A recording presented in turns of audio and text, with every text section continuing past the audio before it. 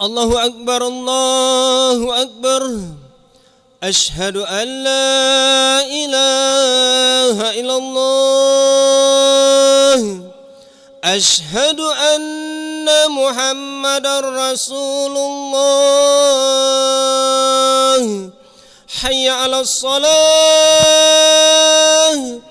حي على الفلاح. قد قامت الصلاة، قد قامت الصلاة.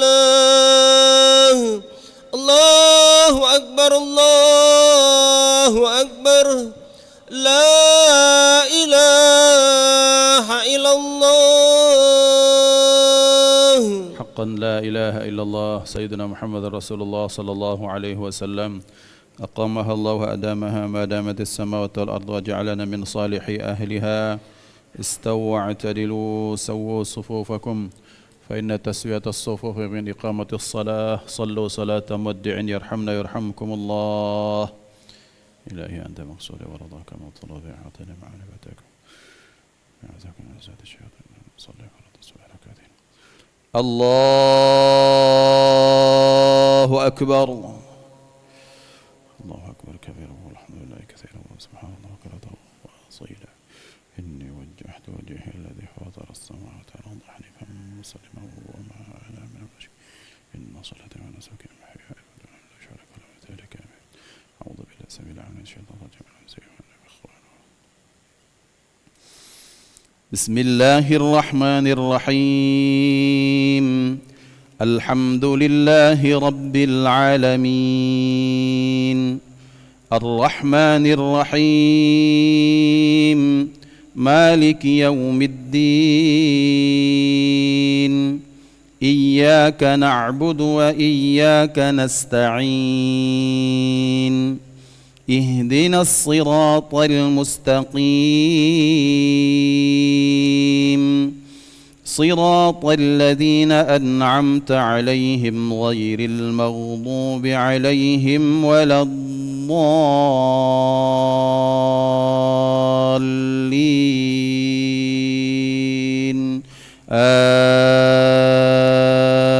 آمين. رب أوزعني على شكر نعمتك أنعمت علي وعلى صلاة الله على أخلاق وسلم. أعوذ بالله السميع العليم من الشيطان الرجيم. لله ما في السماوات وما في الأرض وإن تبدوا ما في أنفسكم أو تخفوه يحاسبكم به الله فيغفر لمن يشاء ويعذب من يشاء والله على كل شيء قدير. آمن الرسول بما أنزل إليه من ربه والمؤمنون كل آمن بالله وملائكته وكتبه ورسله لا نفرق بين أحد من رسله وقالوا سمعنا وأطعنا غفرانك ربنا وإليك المصير. لا يكلف الله نفسا إلا وسعها لها ما كسبت وعليها ما اكتسبت ربنا لا تؤاخذنا إن نسينا أو أخطأنا ربنا ولا تحمل علينا إصرا كما حملته على الذين من قبلنا ربنا ولا تحملنا ما لا طاقة لنا به واعف عنا واغفر لنا وارحمنا أنت مولانا فانصرنا على القوم الكافرين. الله أكبر. سبحان ربي العظيم وبحمده سبحان ربي العظيم وبحمده سمع الله لمن حمده. الله أكبر.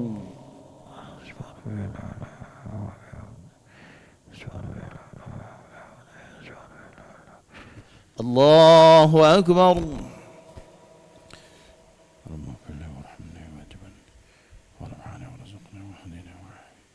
الله أكبر.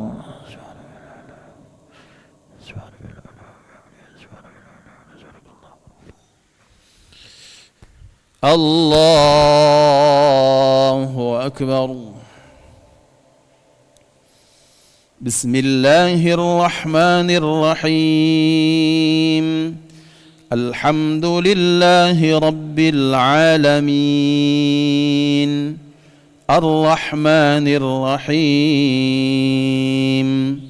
مالك يوم الدين إياك نعبد وإياك نستعين اهدنا الصراط المستقيم صراط الذين أنعمت عليهم غير المغضوب عليهم ولا الضالين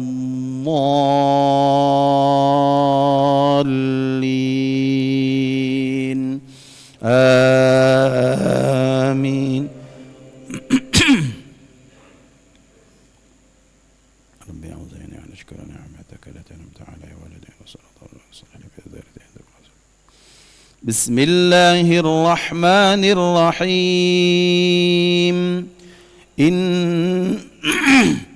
إنا أنزلناه في ليلة القدر وما أدراك ما ليلة القدر. ليلة القدر خير من 1000 شهر. تنزل الملائكة والروح فيها بإذن ربهم من كل أمر. سلام هي حتى مطلع الفجر. الله أكبر. سبحان الله العظيم. سبحان الله العظيم. سمع الله لمن حمده. ربنا ولك الحمد حمدا كثيرا طيبا مباركا. اللهم اهدنا فيمن هديت وعافنا فيمن عافيت وتولنا فيمن توليت وبارك لنا فيما أعطيت وقنا برحمتك شر ما قضيت فإنك تقضي ولا يقضى عليك ولا يعز من عين تبارك وتعالى لك الحمد ونستغفرك. اللهم سلمنا والمسلمين وعافنا والمسلمين وقنا وإياهم شر مصائب الدنيا والدين. اللهم انصر إخواننا المسلمين في فلسطين. اللهم انصر نصرا من عندك وأيدهم بتأييد من عندك. اللهم أهلك الكفرة أعداءك أعداء الدين. اللهم شتت شملهم ومزق جمعهم وزلزل أقدامهم واجعل في قلوبهم الرعب إنك على كل شيء قدير. وصلى الله على سيدنا محمد النبي الأمي وعلى آله وصحبه وبارك وسلم. الله أكبر.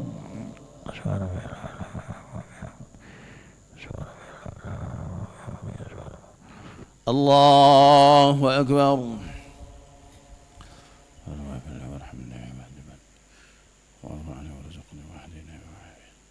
الله أكبر.